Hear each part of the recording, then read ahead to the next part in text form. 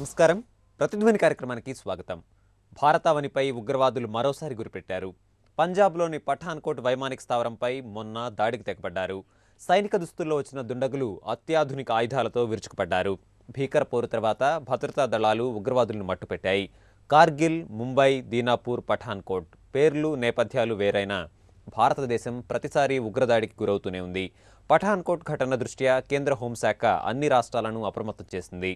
ఈ నేపథ్యంలో ఉగ్రవాదం సవాళ్లు అన్న అంశంపై ప్రతిధ్వని చర్చను చేపట్టింది.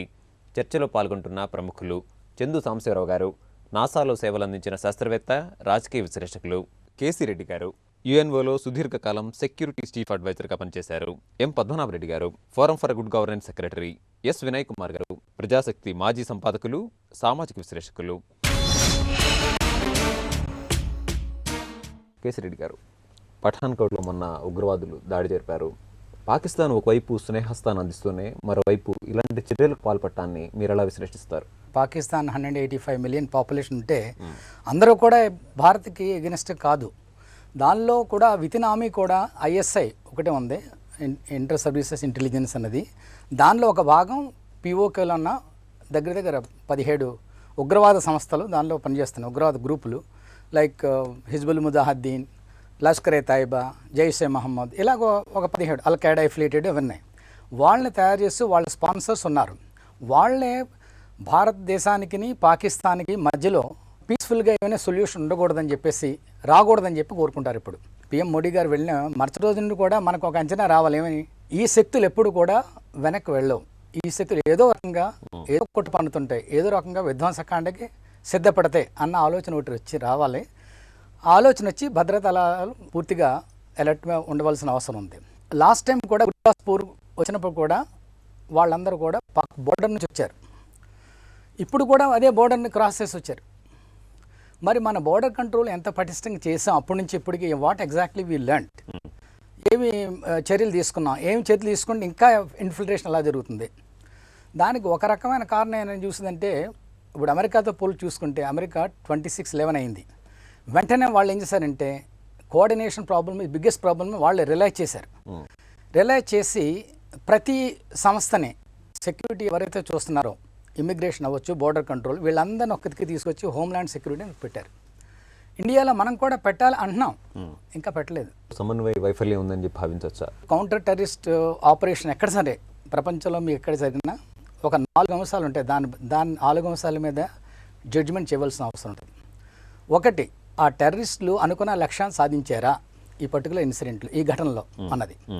రెండవది, భద్రతా దళంలో ఎంతమందిని సాక్రిఫైస్ చేసాం దీనిలో, మినిమం చేస్తే అది సక్సెస్ఫుల్ చెప్పాలంటే. అలానే మూడో అంశం ఏంటంటే కొల్లేటర్ డ్యామేజ్. వీళ్ళు భద్రతా దళం వాళ్ళు టెర్రరిస్టుల మధ్యలో జరిగిన పోరాటంలో సివిలియన్స్ ఎంతమంది నష్టపోతున్నారు, వాళ్ళ ఆస్తులు ఎంత నష్టపోతున్నాయి, అవి కొల్లేటర్ డ్యామేజ్ అంటారు. అది ఎంతవరకు ఉందని. ఆ నాలుగోది, అలాగే ఎంత టైం తీసుకుంటే, ఎంత షార్టెస్ట్ టైంలో న్యూట్రలైజ్ చేయగలిగితే అంత సక్సెస్ అని. మరి ఆ 4 అంశాలు వీటికి అప్లై చేస్తే మీకు తెలుస్తుంది. ఇప్పుడు ఫస్ట్ అంశంలో తప్పనిసరిగా సక్సెస్ ఉంది. మరి 3 అంశాల్లో చూస్తే ఈ సాక్రిఫైస్ లాట్ పీపుల్. ఇప్పుడు 6 రెడీ చచ్చిపోవడం కాకుండా 20 మంది 30 మంది ఇంకా సీరియస్ ఇంజరీస్తో ఉన్నారు. ఇంకా కొలెటరల్ డ్యామేజ్ లేదు. ఇట్స్ ప్రొలాంగ్డ్ ఆపరేషన్ చెప్పాలంటే. ఈ అంశాలన్నీ చూసుకొని మనం జడ్జ్ చేయాలి. ఆ రకంగా చూసుకుంటే అప్పుడు ఒక నిర్ధారణ రావచ్చు, ఇది సక్సెస్ అయిందా ఫెయిల్ అయిన నిర్ధారణ ఈ అంశాలను బట్టి ఉంటుంది. దీనికి మీకు కరెక్ట్ డేటా కూడా కావాల్సి వస్తుంది. సాంబశివరావు గారు, పంజాబ్లో గత జూలైలోనే ఉగ్రవాదులు దాడికి తెగబడ్డారు. మళ్ళీ ముష్కరముఖ పంజాబ్ పైనే దృష్టి పెట్టింది. సరిహద్దులు దాటిచ్చినటువంటి ఉగ్రవాదులు వైమానిక స్థావరాలనే ఎందుకు లక్ష్యంగా ఎంచుకుంటున్నారంటారు? టెర్రరిస్ట్ గ్రూప్స్ ఎప్పుడు కూడా వాళ్ళు ఏ యాక్టివిటీ చేపట్టినా అందరి అటెన్షన్ వాళ్ళ వైపు మళ్ళాలి, వాళ్ళని గుర్తించాలి. అది వాళ్ళ ఐ థింక్ ప్రైమరీ గోల్గా ఉంటుంది. ఇక్కడ ఎవరైతే చేశారో వాళ్ళు విలేజర్స్ని, ఫీల్డ్స్లో ఉన్న వాళ్ళని, అమాయకుల్ని చంపడం అనేది ఒక రకమైన టెర్రరిస్ట్ యాక్టివిటీ అయితే, ప్లేసెస్ ఆఫ్ పవర్, ఇప్పుడు మనకి ఇది ఎయిర్ ఫోర్స్ బేస్, మన సెక్యూరిటీ పవర్ బేస్, అది దాని మీద అటెంప్ట్ చేశారనుకోండి, చేయగలిగారనుకోండి, డాక్టర్ కేసీ రెడ్డి గారు చెప్పినట్టుగా ఆ 4 అంశాల్లో వాళ్ళ వైపు నుంచి వాళ్ళు సక్సీడ్ అవ్వగలిగారు అనుకోండి, అంటే with maximum collateral damage, with maximum time to neutralise, ఇవన్నీ వాళ్ళు చేయగలిగారు అనుకోండి, ఇన్ ఏ వే టెర్రరిస్ట్ వాళ్ళు దే కెన్ క్లైమ్ మేము సక్సీడ్ అయ్యాము, ఇండియన్ పవర్ బేస్ మీద మేము అటాక్ చేసాము, వాళ్ళని భయపెట్టాము, వాళ్ళని ఇంకోటి చేసాం. సో అలా ఆలోచిస్తే ఎయిర్ ఫోర్స్ బేస్ని సెలెక్ట్ చేసుకోవటం అనేది probably is an expected target. Any power basis, any air force base కానీ, ఆర్మీ బేసిస్ కానీ, ఇంకో బేసిస్ కానీ, అవన్నీ కూడా హై రిస్క్ టార్గెట్స్ అవి. వాళ్ళు ఈజీగా రాగలిగింది, పోగలిగింది ఆ ప్లేస్ కాబట్టి పంజాబ్ అయ్యి ఉండొచ్చు. ఇంకొక యాంగిల్లో చూస్తే మనం పంజాబ్ నుంచి ఎవరైతే ఉన్నారో మనకి ఆర్మ్డ్ ఫోర్సెస్లో, they are our pride. Generally every Punjabi dream also is to serve in military కాబట్టి వాళ్ళు ఇండియన్ ఆర్మ్డ్ ఫోర్సెస్లో ప్రామినెంట్గా ఉన్నారు కాబట్టి వాళ్ళని నైతికంగా దెబ్బతీయటం కూడా టెర్రరిస్టుల ఎజెండాలో ఉండొచ్చు. ఇవన్నీ చూస్తే గుర్దాస్పూర్లో ఎందుకు చేయాలి, పఠాన్కోట్లో ఎందుకు చేయాలంటే probably it is easy one way for them to attack. Two, వాటిని అటాక్ చేసినందువల్ల వాళ్ళకి మల్టిపుల్ బెనిఫిట్స్ కనిపిస్తున్నాయి. వాళ్ళ గోల్స్ రీచ్ అవ్వడానికి అవకాశాలు ఎక్కువగా ఉన్నాయి. దాంట్లో మనకి రేడార్ సర్వీసెస్ ఉన్నాయి, మన కమ్యూనికేషన్స్, కంట్రోల్ సిస్టమ్స్ అనేవి కూడా బోర్డర్ ప్లేసెస్లో, ఎస్పెషల్లీ పఠాన్కోట్లో ఉన్నాయి. కాబట్టి మేబీ వాటిని డ్యామేజ్ చేయటం వల్ల, వాటిని చేయగలమని మేము చెప్పడం వల్ల probably they wanted to make a statement. So ఏదేమైనప్పటికీ జరిగింది చాలా దురదృష్టకరం. It is expected also. Prime minister గారు పాకిస్తాన్ వెళ్ళి రావటం, అక్కడ స్నేహాస్తం ఇచ్చి రావటం, మనం we are working on diplomatic fronts very seriously అని మనం చెప్పగలిగినప్పటికీ ఇలాంటి గ్రూప్స్ అయితే they will not keep quiet. At the same time మనం వీళ్ళు చేసిన పిచ్చి పనులకి మనం భయపడకుండా ఆగకుండా I think we should continue our diplomatic efforts. We should also strengthen our intelligence, we should also strengthen our ground forces. వీటన్నిటినీ మళ్ళీ జత చేసుకుంటూ హోమ్ల్యాండ్ సెక్యూరిటీ లాంటి ఒక అంబ్రెల్లా ఆర్గనైజేషన్ మనం క్రియేట్ చేసుకుని దాన్ని పటిష్టం చేసుకోవాల్సిన అవసరం అయితే ఇమీడియట్గా కనిపిస్తుంది. పద్మనాభ రెడ్డి గారు, ఉగ్రవాద ఘటనను, అనంతర పరిణామాలని మీరు ఎట్లా విశ్లేషిస్తారు? ముఖ్యంగా పఠాన్కోట్ దాడి మనకు ఎట్లాంటి అనుభవాలు నేర్పుతుంది? భారత్ పాకిస్తాన్ మధ్య ఎప్పుడైనా శాంతి చర్చలు జరుగుతాయంటే చర్చల కంటే మొదలు లేకుంటే చర్చల తర్వాతనో ఇట్లా ఇన్సిడెంట్స్ అయిపోయి అది డిరేల్ అయిపోవాలి, అది పనికి రాకుండా కావాలన్నమాట. దీన్ని పూర్వపరాలు ఆలోచిస్తే భారతదేశం, పాకిస్తాన్ రెండు ఒకటే దినం నాడు స్వతంత్రం వచ్చినాయి. మనమేమో చక్కగా ఒక డెమోక్రటిక్ కంట్రీగా డెవలప్ అవుతున్నాం. మనలో కొన్ని లోపాలు ఉండొచ్చు కానీ it is a good democratic country. ఇక్కడ ప్రజలు ఎన్నుకున్న ప్రభుత్వాందే పై చేయి, మిలిటరీ కానీ అదంతా ఏం లేదు.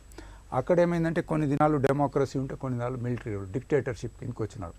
వచ్చి రాను రాను మొత్తం దేశం లోపల మిలిటరీది అధికారం ఉంది. పేరుకు అక్కడ డెమోక్రసీ ఉన్నా ఇప్పుడు మొత్తం మిలిటరీ, ఇప్పుడు రిటైర్డ్ మిలిటరీ ఆఫీసర్స్ కూడా ప్రతి ఇంటెలిజెన్స్ దాంట్లో కావచ్చు, పబ్లిక్ సర్వీస్ కమిషన్ కావచ్చు, హౌసింగ్ కార్పొరేషన్ ఎక్కడైనా మిలిటరీ కానొస్తుంది. అక్కడ ఎంత పెద్ద గట్టి ప్రధానమంత్రి వచ్చినా మిలిటరీని కాదంటే ఒక దినమైనా అక్కడ పాలన చేయలేడు. సో మిలిటరీని కలుపుకొని పోవాలి. మిలిటరీ ఏంటంటే వాళ్ళకు అమెరికా వాళ్ళు ఒక పాముకు పాలు పోసి పెంచినట్టుగా ఆ మిలిటరీకి కావాల్సినంత అమ్యునేషన్ ఇచ్చినారు.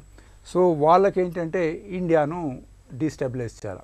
డైరెక్ట్ వార్లో వాళ్ళు మనతో గెలవలేరు. సో బ్లీడింగ్ చేయాలి, ఇండైరెక్ట్ వార్, ప్రాక్సీ వార్ లోపల. దానికి మన దగ్గర రా ఉన్నట్టుగా వాళ్ళ దగ్గర ఐఎస్ఐ ఉంది. సో వీళ్ళ పని వల్ల ఏమిటంటే కొన్ని ఉగ్రవాద సంస్థలను పెంచి పోషించి భారతదేశం మీదకి తోలాలి. పట్టుబడితే మాకు తెలియదని వాళ్ళు పట్టుబడిలే సక్సెస్ఫుల్ ఆపరేషన్ చేస్తే లోపల సంతోషపడాలని. ఇంకోటి వార్నింగ్ టు ద గవర్నమెంట్, చూడండి మీరు భారతదేశంతో స్నేహ సంబంధాలు పెడితే మనకే నష్టం, అది కాశ్మీర్ ఇదంతా కూడా డ్యామేజ్ అవుతుంది. కాబట్టి వాళ్ళతో ఎప్పుడో టెన్షన్లో వార్లో ఉండాలి. ఇది వాళ్ళ యొక్క ముఖ్య ఎయిమ్ అన్నమాట. సో కాకపోతే ఏంటంటే రాను రాను ఇప్పుడు ప్రపంచం లోపల ఈ ఉగ్రవాదం మీద అన్ని దేశాలు ఒక్కొక్క 20 years బ్యాక్ ఉగ్రవాదం మీద సఫర్ అయింది భారతదేశం. అటువంటి కంట్రీలు అయితే ఇప్పుడు మొత్తం ప్రపంచం అంతా ఉగ్రవాదం అన్నది ఒక సీరియస్ థ్రెట్ అని అనుకున్నప్పుడు ప్రభుత్వం కొంచెం డిస్టెన్స్ అవుతూ ఉంది. ఈ పాకిస్తాన్లో కూడా వాళ్ళ దగ్గర కూడా జరుగుతున్నాయి. రోజు ఎవ్రీ వీక్ ఏదో ఒక ఇన్సిడెంట్ జరగడం, మంది చనిపోవడం జరుగుతూ ఉంది. పాకిస్తాన్లో అంత శాంతి ఉంది, వాళ్ళు అక్కడ వాళ్ళు అంతా మన మీద పడుతున్నారు అన్నది లేదు. సో మనకి ఇప్పుడు ముందు ఏంటంటే డీలింగ్ చేయాలి దీన్ని. ఇప్పుడు ఇక్కడ జరిగిందంతా కూడా ప్రాక్ ప్రేరేపిత, ప్రాక్ ప్రభుత్వమే చేసిందని అనుకుంటే తప్పు. ఇక రెండోది ఏంటంటే నేను ఇక్కడ ప్రభుత్వ ఫెయిల్యూర్ క్లియర్గా కానొస్తుంది నాకు. ఎట్లా అంటే ఒక బార్డర్ ఉంది పంజాబ్కును, east Punjab, west Punjab. Drug peddling చాలా అవుతుంది, అక్కడ నుంచి డ్రగ్స్ బాగా వస్తూ ఉంటాయి. ఎప్పుడైతే జూలైలో ఇన్సిడెంట్ అయిందో ఆల్మోస్ట్ సేమ్ ఒక 5-10 కిలోమీటర్లు అటు ఇటు వాళ్ళు తెచ్చుకొని వచ్చినారు. ఆ బార్డర్ అంతా కూడా బార్డర్ సెక్యూరిటీ ఫోర్స్, సరిహద్దు భద్రతా బలగాలు ఉన్నాయి, వాళ్ళు చూస్తున్నారు. వాళ్ళు వచ్చినాక వీళ్ళంతా కూర్చొని అసలు ఎట్లా వచ్చినారు వీళ్ళు, ఏం జరిగింది, దాన్ని సీల్ చేద్దాం, అదేం పట్టించుకోలేదు. ఇప్పుడు వచ్చినాక కూడా బీఎస్ఎఫ్ వాళ్ళు ఏమంటున్నారు, వీళ్ళు బార్డర్ దాటి రాలేదన్నారు. ఇంకొక థియరీ ఏంటంటే అండర్గ్రౌండ్ టన్నెల్స్ తవ్వినారు, ఆ టన్నెల్స్తో వచ్చినాయి. ఇలా రకరకాలుగా చెప్పి బీఎస్ఎఫ్ వాళ్ళు చేతులు దులుపుకున్నారు, వీళ్ళు బార్డర్ దాటి రాలేదు అంటే ఎక్కడ ఆకాశం మీదకి వెళ్ళి వచ్చినారు అది తెలియదు. వచ్చినాక కూడా కథలు ఒక ఎస్పీ వెహికల్ పట్టుకున్నారు, ఎస్పీని చేసినారని. తర్వాత వాళ్ళు ఒక స్టోరీ అయితే ఎట్లా బాగుందంటే, ఒక taxi driver car tyre puncture అయితే తీసుకుంటే వీళ్ళు వచ్చినారు వాడి దగ్గరికి. వచ్చి గన్స్ చూపిస్తే వాడు చక్కగా కొద్ది దూరం తీసుకెళ్ళి వీళ్ళు ఉగ్రవాదులు అని తెలుసుకొని ఒక చెట్టుకు డాష్ ఇచ్చినాడు. వీళ్ళందరికీ ఇంజురీస్ అయినాయి. వాడు దుంకి పారిపోతుంటే వాడిని షూట్ చేసినారు అనమాట. సో అక్కడి నుంచి వీళ్ళు ఎట్లా చేరినారు అక్కడికి, సుమారుగా 1600 నుంచి 2000 ఎకరాల ప్లేస్. అది పెద్దగా ఏం లేదు, కొద్దిగా ఫారెస్ట్ ఉంటే ఉండొచ్చు. మాకు రాత్రి చూసుకునే హెలికాప్టర్స్ ఉన్నాయి, ఇజ్రాయెల్ నుంచి కొన్నాం, అక్కడి నుంచి కొన్నాం, ఇక్కడ నుంచి ఇన్ని పగల్బాలు పలికేటోళ్ళు. మరి వాళ్ళని పట్టుకోలేకపోయినారా? వాళ్ళని గుర్తించినామన్నారు. గుర్తించిన తర్వాత ఒక టెరిఫిక్ అటాక్ చేసేది ఉండే, ఏరియల్ అటాక్ చేసినా కానీ ఇచ్చేసేది. అది ఏం చేయలేదు. వినయ్ కుమార్ గారు, భారతదేశంలో ఐఎస్ఐకి సంబంధించినటువంటి దాడులు నిత్యం పెరగటాన్ని మనం గమనిస్తూ ఉన్నాం. దీన్ని మీరు ఎలా విశ్లేషిస్తారు? పఠాన్ కోట్ దాడి నేపథ్యాన్ని ఎట్లా చూడాలంటారు? పాకిస్తాన్లో ఉన్నటువంటి పరిస్థితి, మొన్న ప్రైమ్ మినిస్టర్ అన్షెడ్యూల్ విజిట్లో ఒక వార్త వచ్చింది. ఆ వార్త ఎంతవరకు కరెక్టో కానీ, ఆ వార్త ఏంటంటే Pakistan prime minister of India visit గురించి పాకిస్తాన్ ఆర్మీకి తెలియదు, ఓన్లీ పాకిస్తాన్ ఎయిర్ ఫోర్స్కే తెలుసు. పాకిస్తాన్ ఆర్మీని కూడా చెప్పకుండా, ఇన్ఫార్మ్ చేయకుండా ప్రైమ్ మినిస్టర్ అక్కడికి విజిట్ చేశారు. అంటే పాకిస్తాన్ ఆర్మీ పాకిస్తాన్ గవర్నమెంట్ కంట్రోల్లో టోటల్గా లేదనేటువంటి సందేహం వాళ్ళకు కూడా అంత స్థాయిలో ఉంది కనుకనే ఆ నవాజ్ షరీఫ్ రిసీవ్ చేసుకున్నాడు ఆయన్ని. ఆ సందర్భంగా ఆర్మీకి కూడా చెప్పలేదు. అటువంటి పరిస్థితి ఉంది.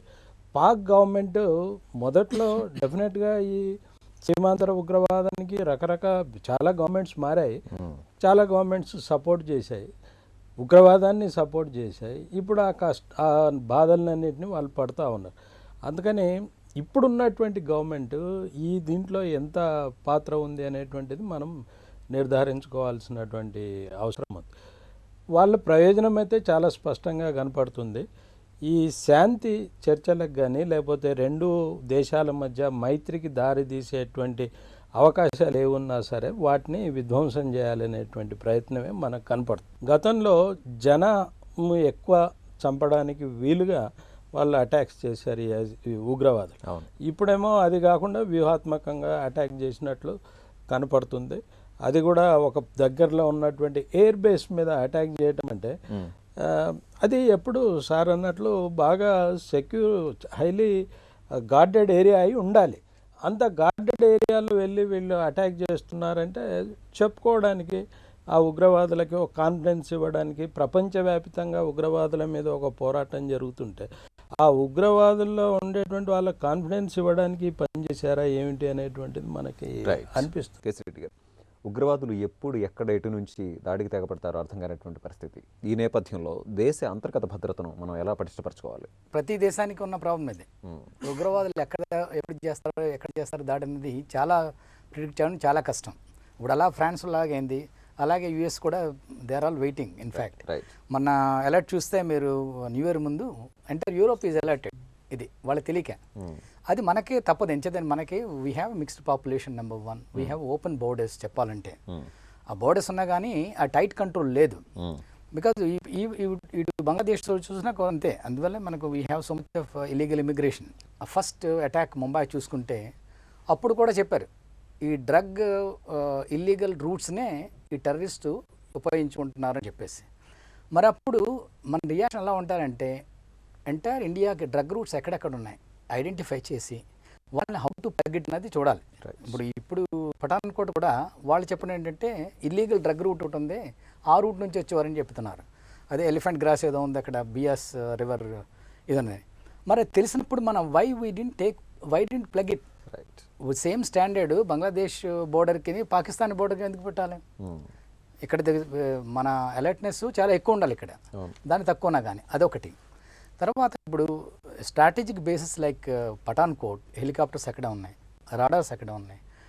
మన ఎయిర్ ఫోర్స్ చెప్పాలంటే whatever we want to do actions is all there. In fact వాళ్ళు అంటారు ఒక 19 crores అంతా పెట్టి మొన్నే రిపేర్ చేస్తారంటారు పెరిమీటర్, 25 kilometers అంతా perimeter. I was just going through. వాళ్ళకి అబ్జర్వేషన్ పోస్ట్ కూడా ఉన్నాయి. వాళ్ళకి నైట్ విషన్ గాగుల్స్ కూడా ఇచ్చారు. ఇచ్చి బాగా చేయడం మాత్రం డిఎఫ్ఎస్ అని డిఫెన్స్ సెక్యూరిటీ ఫోర్స్ అది వాళ్ళకి ఇచ్చారు. డిఫెన్స్ సెక్యూరిటీ ఫోర్స్ అంటే జనరల్గా అక్కడ ముందు ఫ్రంట్ ఏరియాలో పనిచేసి ఒక 40 years 45 years అయిన వాళ్ళు వెనక్కి తీసుకొచ్చి వాళ్ళని గార్డ్ ఫోర్స్లో పెట్టారు. ఓకే, అంటే అమౌంట్ ఆఫ్ ఇంపార్టెన్స్ మనం దానికి ఎంత శ్రద్ధ ఇస్తున్నాం, దానికి ఎంత విలువ ఇస్తున్నాం అన్నది దీన్ని బట్టి తెలుస్తుంది. ఇప్పుడు మిగతా ఆర్మీ లీడర్స్ కూడా చాలామంది చెప్తున్నారు ఈ ఫోర్స్ అంతా తీసేసి బాగా యంగ్ ఫోర్స్ని పెట్టాలి, అలర్ట్గా ఉంటారని చెప్పేసి. వెరీ ఫ్యాక్ట్ వీళ్ళందరూ వచ్చి లోపలికి రావడం, వాళ్ళందరూ ఏమన్నారు 400 meters లోపలికి వచ్చారు, ఇంకొక 700 meters ఇంకా వస్తున్నారన్నారు. The very fact they can come up to 400 meters is a big thing. లక్కీగా 400 meters ఇవి ఈ స్ట్రాటజిక్ ఇన్స్టలేషన్స్ లేవు, లేకుంటే we would have lost everything. In fact ఆ రకంగా వీటికి ఇవ్వాల్సిన పటిష్టత ఇవే కాదు, ఇంకా మనకి అటామిక్ న్యూక్లియర్ ప్లాంట్స్ ఉన్నాయి. వీటికి ఇటువంటి ఏమైనా అలర్ట్ వచ్చినప్పుడు it's not a normal routine వెళ్ళి అందరూ ఒరే అలర్ట్గా ఉండని చెప్పేసి రావడం కాదు. ఒక పటిష్టమైన ఒక సిస్టమ్ ఒకటి పెట్టి అని దీనికి unless we take it quite serious. Alert అంటే అలర్ట్ ఇస్తారు ఇంటెలిజెన్స్ ఇచ్చిన తర్వాత, అది పూర్తిగా ట్రాన్స్లేట్ ఇంటూ యాక్షన్ లేకపోతే మనకి రిజల్ట్స్ కనపడవు. సాంబశివరావు గారు, ఇప్పుడిప్పుడే భారత్ పాక్ సంబంధాలు గాడిన పడుతున్నాయి. మరి పఠాన్కోట్ దాడి ఘటన ఈ సంబంధాలపై ఎలాంటి ప్రభావం చూపే అవకాశం ఉంది? ఈ సంఘటనని దృష్టిలో పెట్టుకుని దీని మీదే ఫోకస్ పెట్టి మనం డిప్లొమాటిక్ రిలేషన్స్లో కనుక స్లో అయితే, పొలిటికల్ సొల్యూషన్స్ వెతుక్కోవడంలో స్లో అయితే, దెన్ ఆబ్వియస్లీ టెర్రరిస్టే వన్. ఎస్, అది జరగకుండా చూసుకోవాల్సిన అవసరం కూడా ఉంది. ఇలాంటి మిస్టేక్స్ జరుగుతుంటాయి. I think in the long run India wants to be in peaceful coexistence with Pakistan. Most of Pakistani people gaani Pakistan government kuda to some extent probably they want the same thing. ఇది world situation అలా ఉంది, దీన్ని మనం pursue చేయాలి. దాంట్లో ఇండియానే చొరవ చూపించాలి. I think మన ప్రైమ్ మినిస్టర్ గారు ఏదైతే చేశారో last week 10 days back, it's really laudable. అది జరుగుతూనే ఇవన్నీ కూడా మనం జాగ్రత్తలు తీసుకోవాల్సిన అవసరం ఉంది. మన ఇంటెలిజెన్స్ని మనం జాగ్రత్తగా గ్యాదర్ చేసుకోవాలి. మన ఆర్మ్డ్ ఫోర్సెస్కి మనం కావాల్సిన ఇన్ఫర్మేషన్ ఇవ్వటం, వెపన్స్ ఇవ్వటం, వాళ్ళని కోఆర్డినేట్ చేయడానికి ఒక ఇఫ్ నెసెసరీ ఒక అంబ్రెల్లా ఆర్గనైజేషన్ క్రియేట్ చేసుకోగలటం విత్ టీత్. ఏదో చేసేసాము మీరందరూ వాళ్ళకి లెటర్స్ పంపండి, వాళ్ళు మీకు నెల తర్వాత లెటర్స్ పంపుతారని కాకుండా ఇది కంటైన్ చేసుకుంటూ మనం బైలేటరల్ రిలేషన్షిప్స్ పెంచుకుంటూ ఆర్థికపరమైన అంశాల మీద, రాజకీయపరమైన అంశాల మీద కనుక కోఆర్డినేట్ చేసుకోగలిగితే, ఇవాళ వాళ్ళు ఒప్పుకున్నా ఒప్పుకోకపోయినా, నచ్చినా నచ్చకపోయినా, Pakistan is also one of the members of 34 countries against terrorism. కాబట్టి వాళ్ళకి రెస్పాన్సిబిలిటీ పెరిగింది. They are also playing at the international level. వాళ్ళకి మనం చేయూతనివ్వాల్సిన అవసరం ఉంది, ఆ కమిటీని బలోపేతం చేయాలి, లీడర్షిప్ ఇవ్వాల్సిన అవసరం ఉంది. వీటన్నిటిని చూసుకుంటూ మన స్ట్రాటజిక్గా మనం ఇవాల్వ్ కావాలి ఇంకా. And we have to work with Pakistani government. There are no alternative. Padmanabha Reddy గారు, ఈరోజు మనకి కార్గిల్ అయినా, దీనాపూర్ అయినా, లేదా పఠాన్కోట్ అయినా, పేర్లు ఏమైనా సరే ప్రతిసారి ఉగ్రవాదుల దాడికి గురవుతున్నటువంటి నేపథ్యం భారతదేశంలో కనిపిస్తోంది. మరి ఈ పరిస్థితి చక్కదిద్దాలి అంటే అమెరికా, బ్రిటన్ వంటి దేశాల అనుభవాల నుంచి మనం ఎలాంటి పాఠాలు నేర్చుకోవచ్చు? వెస్ట్రన్ కంట్రీస్లో ఏంటంటే వాళ్ళ మీద ఏదైనా ఎఫెక్ట్ అయితే అది ప్రపంచానికి అంతా అయినట్టుగా, ఇండియా మీద అయితే అది పెద్దగా పట్టించుకోరు అనమాట. చాలా దినాల వరకు ఈ జైషే మహమ్మద్ కానీ వేరే ఆర్గనైజేషన్స్ మనం చెప్పినాం ఇట్లా ఉగ్రవాదం డిక్లేర్ చేయలే, యునైటెడ్ నేషన్స్ కూడా డిక్లేర్ చేయలే. ఎప్పుడైతే అమెరికా మీద అటాక్ అయిందో అప్పుడు అల్ ఖైదా ఇది ఉంది వీళ్ళని డిక్లేర్ చేయాలని. సో ఆల్వేస్ బ్రిటన్ కానీ అమెరికా కానీ western countries as a whole వాళ్ళకి ఎఫెక్ట్ అయినప్పుడు వాళ్ళు కనులు తెరుస్తారు. సో వాళ్ళ మీద మనము డిపెండ్ అయ్యే పని లేదు. ఇప్పుడు ఉదాహరణకు బాంబే దాంట్లో రిచర్డ్ హెడ్లీ అని ఆయన ఉగ్రవాదియో లేదా వాళ్ళతో సంబంధం ఉన్నాయని ఉంటే కనీసం ఆయనను ఇండియాకు పంపండి అంటే కూడా అమెరికా కోఆపరేట్ చేయలేదు. ఎందుకంటే మనం సఫర్ అయినాం, వాళ్ళకి పెద్దగా ఏం కాలేదు, కానీ ఆ కోఆపరేషన్ లేదు. ఆ మాదిరిగా మనం చూసుకున్నట్టయితే మన ఇండియా ఈజ్ కేపబుల్, ఎవరిది మనకి ఇది అవసరం లేదు. కాకపోతే జరిగిన నష్టాన్ని నుంచి గుణపాఠం నేర్చుకోవాలి. అసలు ఈ ఇంతకు మొదలు జరిగిందే కావచ్చు గుర్దాస్పూర్ ఇన్సిడెంట్. ఈ గుర్దాస్పూర్ ఇన్సిడెంట్ జరిగిన తర్వాత అన్ని ఆర్గనైజేషన్స్ కూర్చొని అసలు వాళ్ళు లోపలికి ఎట్లా వస్తున్నారని ఒక పకడ్బందీ ప్రణాళిక చేసి ఉంటే వాళ్ళ వీళ్ళు బహుశా రాకపోదురేమో. సో ఇప్పటికైనా కానీ మించిపోయింది ఏం లేదు, గట్టి ప్రణాళిక కావాలా. ఇప్పుడే చెప్పినట్టుగా వారు డిఫెన్స్ సెక్యూరిటీ కాప్స్ అన్నారు, అంటే అందరు రిటైర్ అయిన వాళ్ళని అక్కడ పెడుతున్నారు, రీఎంప్లాయ్మెంట్ తిరిగి. అక్కడ కావాల్సింది బాగా ఉత్సాహవంతులు తుపాకీ పట్టుకొని ఉండాలి. వంటశాలలో పోయి తుపాకులతో కాల్చినారని చెప్తా ఉన్నారు.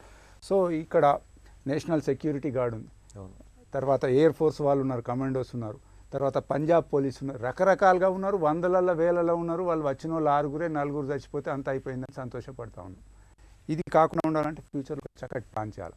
ఇప్పుడు ఈ గురుదాస్ దీంతోనే అయిపోలేదు, ఇది పఠాన్కోట్తోనే అయిపోలేదు. చాలామంది ఇప్పుడు మన ఇంటర్నేషనల్ ఎయిర్పోర్ట్ మీద కూడా ముప్పు ఉందని చెప్తా ఉన్నారు, ఢిల్లీలో కూడా ముప్పు ఉందంటున్నారు. సో ఈ యాంగిల్ లోపల ఎక్స్చేంజ్ ఆఫ్ ఇన్ఫర్మేషన్ వరకే మనం వెస్ట్ మీద డిపెండ్ కావాలా. ఈ ఉగ్రవాదులు వచ్చేది అటం బాంబులు తీసుకొని రారు, సింపుల్ AK-47 కొన్ని బాంబ్స్ తీసుకొని వస్తారు. కరెక్ట్గా మనం ఇంటర్సెప్ట్ చేయగలిగితే వాళ్ళని ఈజీగా చంపచ్చు. వాళ్ళు 4 ఉంటే మనలో 10 మంది ఉంటే చంపచ్చు, పెద్ద మనకు విదేశీ సాయం అవసరం లేదు. ఒకటి ఏంటంటే పఠాన్కోట్ స్ట్రాటజిక్గా అంత మన బార్డర్లో ఉంది, రాడార్ సిస్టమ్ ఉంది. అటువంటి దాని మీద అటాక్ చేస్తే తెల్లారి మళ్ళీ న్యూక్లియర్స్ మన ఎంత సేఫ్ ఉన్నాయి. విదేశాలలో మన పరుగు పోతుంది. ఏంటంటే ఇండియాలో ఉన్న nuclear Arsenal it is not safe. ఎన్నడైనా కానీ ఉగ్రవాదుల చేతులకు పోవచ్చు అన్న ఇదవుతుంది అనమాట. సో దీని మీద సీరియస్ తీసుకోవాలి. ఇంకోటి పాకిస్తాన్తో డిస్కస్ చేసేటప్పుడు కొన్ని మర్చిపోవాలి. కశ్మీర్ పక్కకు ఉండండి, ఫస్ట్ ఉగ్రవాదాన్ని ముందుకు తీసుకురండి. ఉగ్రవాదం ఎట్లా కంట్రోల్ చేద్దాం, అది రెండు కంట్రీలను ఎఫెక్ట్ అవుతున్నది అనేది ఆ ఫీలింగ్ తీసుకురావాలా. కానీ కాశ్మీర్ ఎటుపోదు ఉన్నది 60 ఏళ్ళ నుంచి ఉన్నది, ఇంకో 10 ఏళ్ళ లాగానే. ఫస్ట్ ఉగ్రవాదం మీద కావాలా అంటే ప్రభుత్వము అది ఒక ఫ్లాగ్ చేయాలి దాన్ని. ఇదే మెయిన్ ఇంపార్టెంట్. కాశ్మీర్ మన ఏదైతే పాకిస్తాన్తో మేము మాట్లాడతామో ఉగ్రవాదమే మా టాప్ మోస్ట్ ప్రియారిటీ అన్నది ఉంటే కొంచెం అంతా బాగుంటుంది. వినయ్ కుమార్ గారు, మొత్తం మీద పాక్ ప్రేరేపిత ఉగ్రవాదాన్ని ఎలా కట్టడి చేయాలంటారు? ఉగ్రవాదంపై పోరులో అటు అంతర్జాతీయ సమాజంతో పాటు ఇటు పాకిస్తాన్ని కలుపుకుపోవడంలో ఎట్లాంటి కృషి జరగాల్సిన అవసరం ఉంది? మనము పాకిస్తాన్ ప్రభుత్వానికి, ప్రస్తుత ప్రభుత్వానికి, గత ప్రభుత్వాలకి ఏదన్నా తేడా ఉందా అనేటువంటిది కూడా మనం చూడాలి. జస్ట్ పాక్ ప్రేరిత ఉగ్రవాదం అంటే అది టోటల్ ముద్ర వేస్తే కూడా మనకి అది చెప్పిన తర్వాత ఇంకా టాక్స్ లేవు కదా, ఇంకా మాట్లాడాల్సిన అవకాశం ఏం లేదు కదా. అందుకని మనం వాళ్ళతో ఆ సంబంధాలు ఏదైతే ఇంప్రూవ్ అవుతున్నాయో వాటిని కొనసాగించాలంటే మన ప్రభుత్వం యొక్క దృష్టిలో కానీ మన మొత్తం మీడియా దృష్టిలో కూడా కొంత తేడా అనేటువంటిది ఉండాలనేది అనిపిస్తుంది. రెండవది ఏంటంటే ఈ ఉగ్రవాదులు తెచ్చినటువంటి ఆమినేషన్లో ఆ లెఫ్టినెంట్ కర్నల్ ఎవరైతే చనిపోయారో ఆ బాంబు యొక్క డిఫ్యూజ్ చేస్తూ చనిపోయాడు. ఎందుకు చనిపోయాడు ఆయన? అట్లా ఎందుకు చనిపోయాడు అంటే దాని తీవ్రత ఏమిటో ఆయనకు తెలియదు, అందుకని ఆయన దాన్ని డిఫ్యూజ్ చేయబోయాడు. అది అడ్వాన్స్డ్ దీంతో ఉంది, అందుకని అది పేలింది, చనిపోయాడు. అంటే ఆర్మీ దగ్గర కూడా ఆ పఠాన్కోట్ వైమానిక స్థావరాన్ని రక్షిస్తున్నటువంటి ఆర్మీ ఏదైతే ఉన్నదో, లేకపోతే అక్కడ ఎవరైతే రక్షణ ఉన్నారో వాళ్ళకు కూడా ఈ ఉగ్రవాదులు తీసుకొస్తున్నటువంటి అడ్వాన్స్డ్ వీటి మీద అంత అవగాహన లేదు అనేటువంటిది మనకు అర్థమవుతుంది. ఇది ఒక డేంజరస్ థింగ్. ఆ అమ్యునేషన్ ఎక్కడి నుంచి పొందారు ఏమిటి అనేటువంటిది కూడా మనకు తెలియాల్సినటువంటి అవసరం ఉంది. ఇంటర్నేషనల్గా కూడా నిజానికి పైకి చెప్తున్నారు కానీ భారతదేశానికి రావాల్సిన సహాయమే రావట్లేదు. ఇక్కడ అటాక్ చేసేవాడు దుబాయ్కి వెళ్తాడు, అమెరికాకి వెళ్తాడు, ఇంకో చోటుకి వెళ్తాడు, వాడు అక్కడ ఫ్రీగానే ఉంటాడు. వాడిని ఏమీ ఎవరు మనకి అప్పగించే పని లేదు. ఇది కూడా మనం దృష్టిలో పెట్టుకోవాల్సినటువంటి అవసరం. అందుకని ఇంటర్నేషనల్గా అందుతున్నటువంటి సహాయము సార్ చెప్పినట్లుగా దాన్ని కూడా ప్రివెంట్ చేయాల్సిన, ఇంత అడ్వాన్స్డ్ టెక్నాలజీ వాళ్ళకి ఎట్లా వచ్చింది? నిన్న మనం దాడి చేసినటువంటి వాళ్ళకి అది ఏ దేశం నుంచి వచ్చింది, ఎట్లా వచ్చింది, దాన్ని కూడా చూడాల్సినటువంటి అవసరం ఉంటుంది. పంజాబ్లో ఉగ్రదాడితో యావత్ భారతావని ఉలిక్కిపడింది. ఉగ్రవాదుల విషయంలో సదా అప్రమత్తంగా ఉండాల్సిన అవసరాన్ని తాజా ఘటన గుర్తు చేస్తోంది. ఉగ్రవాదంపై పోరుకు మన దేశం మరింత వ్యూహాత్మకంగా వ్యవహరించాల్సిన తరుణం ఇది. ఇది నేటి ప్రతిధ్వని. నమస్కారం.